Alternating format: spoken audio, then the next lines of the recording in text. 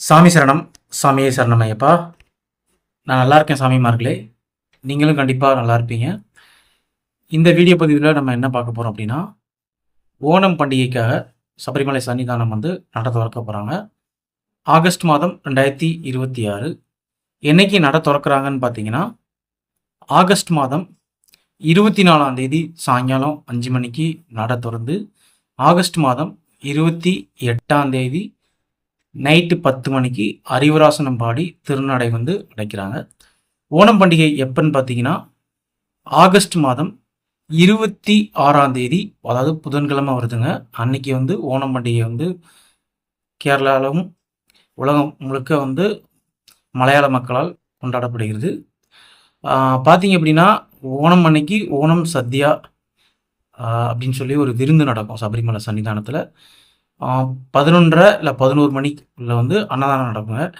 எங்கே அப்படின்னா, நம்ம அப்பம் அரவண கவுண்டர் பக்கத்தில் ஸ்டாஃப் மெஸ் இருக்கும். அது லெஃப்ட் சைடு, அது இறக்கத்தில் போகணும், அங்கே நடக்குங்க. கொஞ்சம் கூட்டமாக இருக்கும், எல்லாத்துக்குமே உண்டுங்க.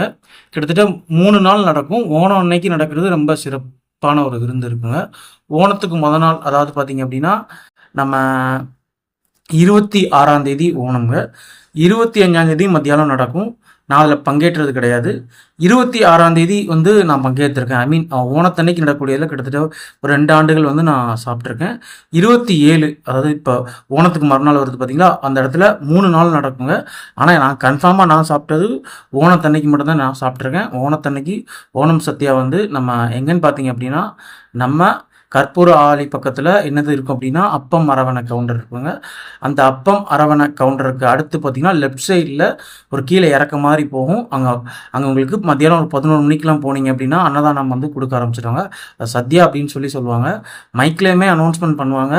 பட் உங்களால் மைக்கில் அங்கே கேட்கல, அனௌன்ஸ்மெண்ட் கொடுக்கல அப்படின்னா நீங்கள் அங்கே அந்த இடத்துக்கு போங்க. கண்டிப்பாக ஓணம் அன்னைக்கு சபரிமலை சன்னிதானத்தில் சத்யா இருக்குங்க. அது அந்த இடத்த நான் சொல்லிட்டேன். சரி, இப்போ உங்களுக்கு கட்டுப்பாடுகள் பார்த்துடலாம். என்னென்ன கட்டுப்பாடுகள் அப்படின்னா, உங்களுக்கு தெரியும், ஆன்லைன் புக்கிங்கில் தான் கிட்டத்தட்ட ஒரு 5லேருந்து 6 ஆண்டுகளாக விட்டுட்டு இருக்காங்க. 5 வயசுக்கு கீழே உள்ள யாருக்குமே உங்களுக்கு ஆன்லைன் புக்கிங் இல்லை. 5 வயசுக்கு மேலே யாராக இருந்தாலும் உங்களுக்கு ஆன்லைன் புக்கிங் உண்டு. பெண்களாக இருந்தீங்கன்னா 10 வயதிற்கு மேற்பட்டவர்கள், 50 வயதிற்கு உட்பட்டவர்கள் சபரிமலை சன்னிதானத்தில் அலோடு இல்லை. உங்களுக்கு ஆன்லைன்லேயும் புக் பண்ணிக்கலாம். ஆஃப்லைனில் ஸ்பாட் புக்கிங் பம்பா கணபதியில் இருக்குங்க. மண்டல மற்றும் மகர விளக்கு காலங்களில் பம்பா கணபதியில் இருக்குமான்னு தெரியாது. ஆனால் மாத பூஜைகளில் பம்பா கணபதி கோயிலில் உங்களுக்கு ஸ்பாட் புக்கிங் இருக்குது. பம்பாவில் இருமுடி கட்டுற ஃபெசிலிட்டி இருக்கான்னு கேட்டிருந்தீங்க. பம்பாவில் இருமுடி கட்டுற ஃபெசிலிட்டி இருக்குங்க. சபரிமலை சன்னிதானம் நட திறந்திருக்க நாட்களில் மட்டும் இருக்குங்க. 21 மணிக்கும் 24, 25, 26, 27, 28 ஆகிய நாட்கள் உங்களுக்கு இருமுடி கட்டுற ஃபெசிலிட்டி பம்பா கணபதியில் இருக்குங்க. பெண்களுக்கான நடைமுறை சொல்லிட்டேன். ஆன்லைன் புக்கிங், ஸ்பாட் புக்கிங் நான் சொல்லிட்டாங்க. பெண்கள் யாராவது வந்திருந்தாங்க அப்படின்னா உங்களுக்கு அவங்க, அதாவது 10 வயதிற்கு மேற்பட்டவர்கள், 50 வயதுக்கு உட்பட்டவர்கள் வந்திருந்தாங்கன்னா பம்பா கணபதியில் தாங்க இருக்கணும். அங்கே உமன் ஃபெசிலிட்டேஷன் சென்டர்னு ஒன்று ஆரம்பிச்சிருக்காங்க. பம்பா கணபதியில் இருக்கக்கூடிய காவல்துறை அதிகாரிகிட்ட கேட்டிங்கனாலே உங்களுக்கு சொல்லுவாங்க. அங்கே ஓய்வு எடுக்கலாம். பம்பா கணபதி, அந்த நதி பக்கத்துலேயுமே உங்களுக்கு விரி ஃபெசிலிட்டி இருக்குது. பஸ்ஸு யூட்டர்ன் ஆகும் பார்த்தீங்களா மேலே உங்களுக்கு. எங்கன்னா நீங்கள் நிலக்கல் போகிறதுக்கு பஸ் ஏறுவீங்க, இல்லை நிலக்கல்லேருந்து வரும்போது ஒரு இடத்துல இறக்கி விடுவாங்க பார்த்தீங்களா, அங்கேயுமே விரி ஃபெசிலிட்டி இருக்குது. அதாவது ஒரு பெட்ரோல் பங்க் இருக்கும், அதுக்கு ஆப்போசிட்டில் விரி ஃபெசிலிட்டி உங்களுக்கு இருக்குங்க. உங்களுக்கு கீழே கழிப்பிட வசதி எல்லாமே உங்களுக்கு பம்பா கணபதியில் இருக்குது. ஏடிஎம் உங்களுக்கு பம்பா கணபதி கோயில் பக்கத்தில் ஒரு 2 ஏடிஎம் இருக்குங்க. இதுதான் நடைமுறை. மழை பெஞ்சது அப்படின்னா உங்களுக்கு நீலிமலை அப்பாச்சி மேடு வழியாக ஏற அனுமதிக்க மாட்டாங்க. ஏன்னா வழுக்கும், ஏதாவது மரம் சரிஞ்சு விழுந்துருண்டு உங்களுக்கு கழுத பாதையில் ஏற அனுமதிப்பாங்க. மற்றபடி மழை பெய்யலை அப்படின்னா உங்களுக்கு 2 பாதையிலையும் நீங்கள் ஏறலாம், இறங்கலாம். அடுத்து பார்த்தீங்க அப்படின்னா, நீரோட்டம் அதிகமாக இருந்தால் மழை பெய்யுது உங்களுக்கு பம்பை நதியில் குளிக்கிறதுக்கு அனுமதிக்க மாட்டாங்க. இதெல்லாம் இருந்தால் தாங்க எல்லாமே நம்ம தெரிஞ்சுட்டு போகணும். கண்டிப்பாக எல்லாருமே இந்த வீடியோ பாருங்கள். பார்த்துட்டு நீங்கள் உங்கள் நண்பர்களுக்கும் உங்களுடைய உறவினர்களுக்கும் யாராவது சபரிமலை போகணுன்னாங்கன்னா நீங்களுமே இதெல்லாம் சொல்லுங்கள். பார்த்து இந்த பயணப்பித்தன் மாதிரி நீங்களும் பயணப்பித்தன் ஆகுங்க. எப்பயுமே என்னுடைய வீடியோக்காக வெயிட் பண்ணிகிட்டு இருக்காதீங்க. நீங்கள் பார்த்துட்டு 4 பேருக்கு கைடன்ஸ் கொடுங்க. எனக்கு இந்த வீடியோ மூலமாக ஒரு உதவி வேணும். என்ன பண்ணால் அதை பார்த்துட்டு இருக்க யாராவது சபரிமலையில் சோறுன்னு, அதாவது சோறு ஊட்டுன்னு சொல்லுவாங்க, குழந்தைக்கு, அதாவது பிறந்து சில மாதங்களே ஆன குழந்தைக்கு வந்து சபரிமலை சன்னிதானத்தில் வந்து சோறுட்டு கொடுப்பாங்க. அதை பற்றி தகவல் தெரிஞ்சால் கமெண்ட் பண்ணுங்கள், இல்லை என்ன கோவர்தன் பிளாக்ஸ் அப்படின்றத இன்ஸ்டாகிராமில் காண்டாக்ட் பண்ணுங்கள். என்ன ரீசன்னா, நம்முடைய சப்ஸ்கிரைபர் வந்து ரொம்ப நாளாக கேட்டுட்ருக்காங்க. எனக்கு சோறுன்னு கொடுத்த அனுபவம் இல்லை, ஏன்னா நான் வந்து ஒரு பேச்சுலர். எனக்கு அந்த அனுபவம் வந்து ஐயன் கொடுக்கல, கண்டிப்பாக கொடுப்பாரு. இப்போதைக்கு நான் அவங்களுக்கு உதவி பண்ணணும், என்னுடைய முதல் கட்ட ஆசையாக அதுதான். ரொம்ப நாளாக கேட்டுட்ருக்காங்க. ஐயனுக்காக ஐயன்கிட்ட வந்து பிரார்த்தனை பண்ணி ரொம்ப ஆண்டு கழித்து அவங்களுக்கு வந்து குழந்தை பிறந்திருக்கு. இப்போ தான் பிறந்திருக்கு, பிறந்த 4 நாள் தான் ஆகுது. அவங்க வந்து கிட்டத்தட்ட ஒரு 4 மாதமாகவே என்கிட்ட கமெண்டில் கேட்டுகிட்டே இருக்கிறாங்க. எனக்கு அவங்கக்கிட்ட சரியாக பதில் கொடுக்க முடியல, ஏன்னா எனக்கு தெரியாது. குருவாயூரில் சோறுன்னு பார்த்துருக்கேன், சோட்டானிக்கரையில் பார்த்துருக்கேன், சபரிமலையிலே நான் பார்த்துருக்கேன். பட் என்ன ப்ரொசீஜர், என்ன டிக்கெட் எடுக்கணுன்றது தெரியும், எத்தனை மணிக்கு அப்படின்றது எனக்கு தெரியாது. யாராவது தெரிஞ்சால் கொஞ்சம் டிஸ்கிரிப்ஷனில் வந்து என்னுடைய இன்ஸ்டாகிராம் ஐடி கொடுக்குறேன், அதில் நீங்கள் கொஞ்சம் பார்த்து சொல்லுங்கள். இல்லை கமெண்ட்லேயே நல்லா ப்ரீஃபாக எக்ஸ்பிளைன் பண்ணாலும் சரிதாங்க. உங்களுக்கு 5 நாள் சொல்லியாச்சுங்க, இதான் நடைமுறை. சரி, உங்களுக்கு வந்து இப்போ வந்து பம்பா பார்க்கிங் பாஸ், அதாவது நீங்கள் வந்து நிலக்கல்ல வரும்போது நீங்கள் தனியார் வாகனத்தில் வந்தீங்கன்னா, பேருந்து இல்லை வேனில் வந்தீங்கன்னா உங்களுக்கு பம்பா அலோவ் பண்ண மாட்டாங்க.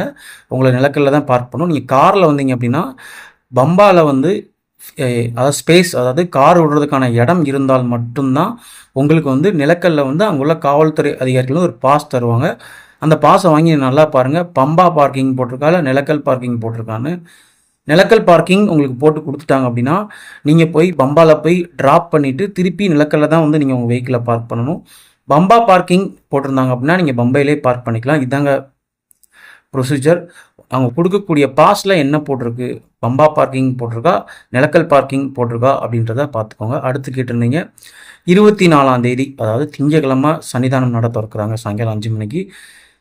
கிட்டத்தட்ட ஞாயிற்றுக்கிழமை நைட்லேயே எல்லாம் நிலக்கல் வர ஆரம்பிச்சிருவாங்க, திங்கக்கிழமை காலையிலே வர ஆரம்பிச்சிருவாங்க. ஆனால் நீங்கள் வரக்கூடிய தனியார் வாகனங்களை வந்து காலையில் 11 மணி இல்லை 10 மணிக்கு அப்புறம் தான் அலோவ் பண்ணுவாங்க. அப்போ தான் பாஸே தருவாங்க. அது வரைக்கும் நீங்கள் நிலக்கல்ல தான் இருக்கணும். சப்போஸ் நிலக்கல் டு பம்பா வந்து கேஎஸ்ஆர்டிசி பஸ் டைமிங் எப்போ அன்றைக்கி போடுவாங்கன்னு தெரியாது. காலையில் ஒரு 8 மணிக்கு போடுவாங்களான்னு எனக்கு தெரியாது. ஆனால் லாங் ரூட்லேருந்து வரக்கூடிய பஸ் செங்கனூர் டு பம்பா, அன்றைக்கி காலையில் நீங்கள் செங்கனூரில் பஸ் ஏறி பம்பா வந்தீங்க, உங்களை பம்பா அலோவ் பண்ணுவாங்க. திருவனந்தபுரம் டு பம்பா, பத்தனம்திட்டா டு பம்பா, அந்த பஸ்ஸில் கவர்மெண்ட் பஸ்ஸில் நீங்கள் லாங்லேருந்து வரீங்கன்னா உங்களுக்கு பம்பா அலோடுங்க. நிலக்கல்லேருந்து அந்த அந்த சர்க்கியூட் பஸ் வந்து எப்போ போடுவாங்க அன்னைக்குன்றது தெரியாது. அன்றைக்கி பார்த்தீங்க அப்படின்னா சாயங்காலம் 5 மணிக்கு நட திறப்பாங்க. ஐயன் வந்து தவக்கோல தரிசனத்தில் தாங்க உங்களுக்கு இருப்பார். அடுத்து பார்த்தீங்கன்னா 25, 26, 27, 28 இந்த 4 நாட்கள் ஐயனுக்கு வந்து நெய்யபிஷேகம், கலபாபிஷேகம், புஷ்பாபிஷேகம், படிப்பூஜை எல்லாமே உங்களுக்கு இருக்குங்க. உங்களுக்கு அடுத்து பார்த்தீங்க அப்படின்னா என்னன்னு நீங்கள் பார்த்தீங்க அப்படின்னா 28ஆம் தேதி நைட்டு 10 மணிக்கு அறிவுராசனம் பாடி நடப்பாங்க. எப்பயுமே அறிவுராசனம் டைமிங்கில் வந்து உங்களுக்கு வந்து மாளிகைப்புறம் கொச்சுசாமி அப்படின்னு சொல்லுவாங்க. அந்த பெண்கள் அந்த 10 வயதுக்கு கீழே இருந்தவங்களாக இருந்தாலும் சரி, இல்லை வந்து 50 வயதுக்கு மேற்பட்டவங்களாலும் சரி, அறிவுராசனம் பாடும்போது அத்தாள பூஜை நடக்கும் 9:50க்கு.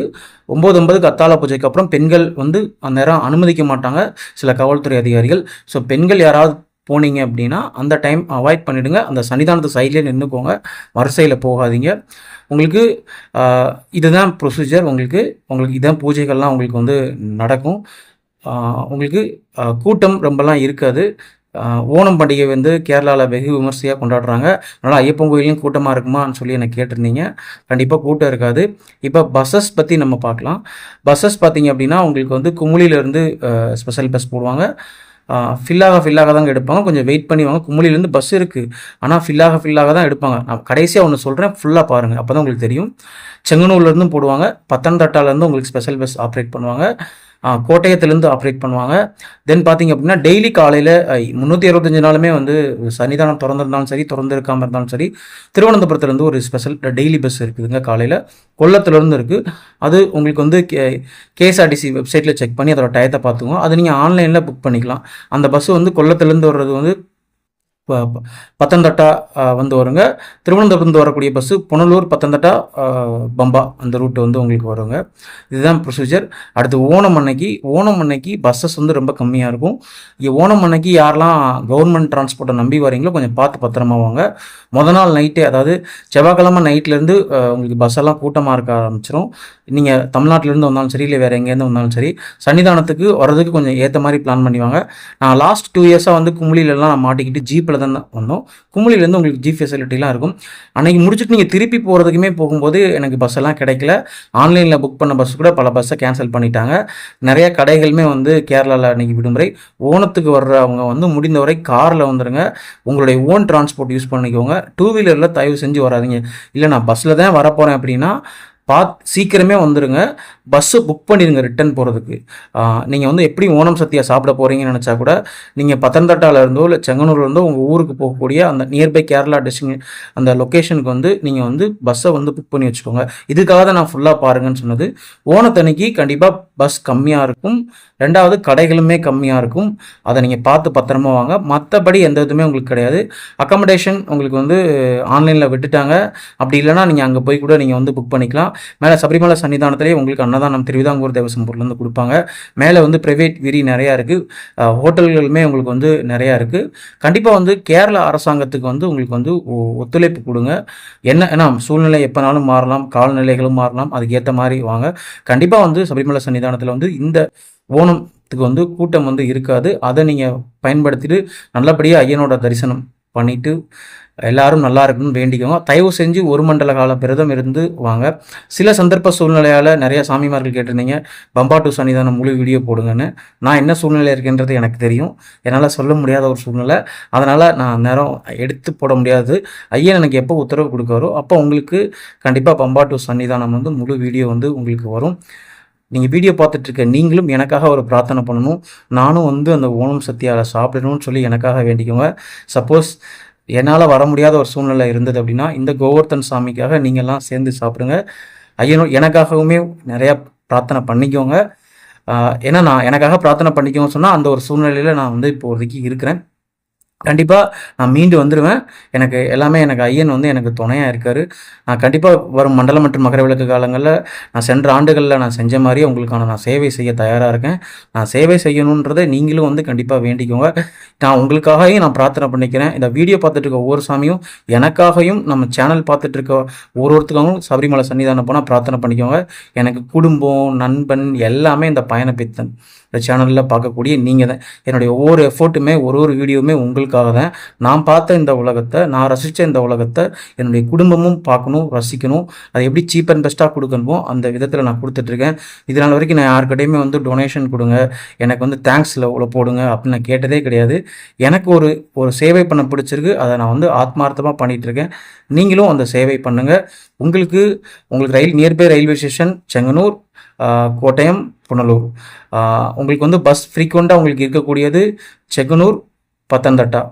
செங்கனூர் ரயில்வே ஸ்டேஷனுக்கு வெளியில் உங்களுக்கு பஸ்ஸு இருக்குங்க. இன்னொன்று நான் தெளிவாக சொல்லிடுறேன், பஸ் ஃபில்லாக மட்டும்தாங்க உங்களுக்கு எடுப்பாங்க.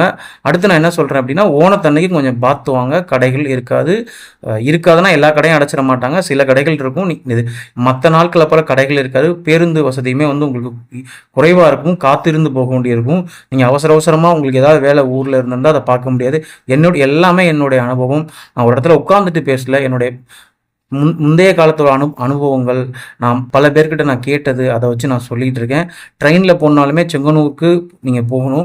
அதுக்கு ஏற்ற மாதிரி பிளான் பண்ணிக்கோங்க. எப்பயுமே ஒரு 2 மணி நேரம் 3 மணி நேரத்துக்கு அந்த முன்னாடி இருக்க மாதிரி பிளான் பண்ணாதான் அன்றைக்கி என்ன பஸ் ஃபெசிலிட்டி இருக்குமோ எப்படி இருக்குமோ போகிறத நீங்கள் பார்த்துக்கோங்க. எல்லாருக்குமே ஐயப்பனோட அருள் கிடைக்கணும்னு நான் வேண்டிக்கிறேன். எனக்கு தெரிஞ்சு நான் முடிஞ்ச வரைக்கும் எல்லா தகவலும் நான் சொல்லியிருப்பேன். நிலக்கல்லில் வந்து திருவிதாங்கூர் தேவசம் போர்ட் சார்பாக வந்து ஒரு விரி ஃபெசிலிட்டி இருக்குது. போலீஸ் ஸ்டேஷனுக்கு ஆப்போசிட்டில் இருக்குது. அங்கே போய் வாங்கிக்கோங்க. அப்பம் அரவணை வந்து உங்களுக்கு வந்து சன்னிதானத்தில் நீங்கள் வாங்கிக்கலாம். பல்க் அரவணையும் உங்களுக்கு வந்து இருக்கும். ஆன்லைனில் புக் பண்ணிட்டீங்கன்னா அரவணை அந்த ரிசிப்ட் எடுத்துகிட்டு வந்து வாங்கிக்கோங்க. தென் நீங்கள் கேஷ் கொடுத்து வாங்கிக்கலாம், யூபிஐ வச்சு வாங்கிக்கலாம், கிரெடிட் கார்டு டெபிட் கார்டை வச்சும் நீங்கள் வாங்கிக்கலாம். சன்னிதானத்தில் ஏடிஎம் ஃபெசிலிட்டி உங்களுக்கு இருக்குது. இப்போ பார்த்தீங்கன்னா பம்பாவில் வந்து ஏர்டெலுக்கு டவர் கிடைக்குது. முந்தி பார்த்தீங்கன்னா மண்டலம் மற்றும் மகர விளக்கு காலங்களில் மட்டும்தான் கிடைக்கும். பிஎஸ்என்எல் மட்டும்தான் எப்பயுமே கிடைக்கும். இப்போ ஏர்டெலும் கொஞ்சம் கிடைக்குதுங்க. மித்த எந்த டவர் கிடைக்குதுன்னு தெரிஞ்சால் கொஞ்சம் கமெண்ட் பண்ணுங்கள். பம்பாவில் வந்து சுவாமி சரணம், சுவாமி சரணமையப்பா. நான் உங்கள் பயணப்பித்தன், என்றும் ஐயனின் அடிமையாக.